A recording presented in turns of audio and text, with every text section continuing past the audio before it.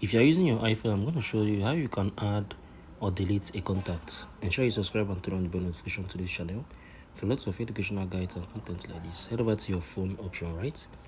So I want to add a contact, right? So I'm going to type 1404 977 9626, right? So I want to add this contact. I'm going to just click on this.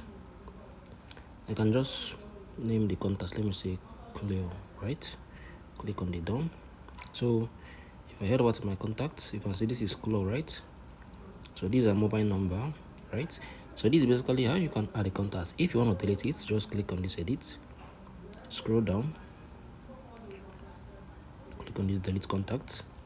We're going to delete it. So this is basically how you can do this on iPhone.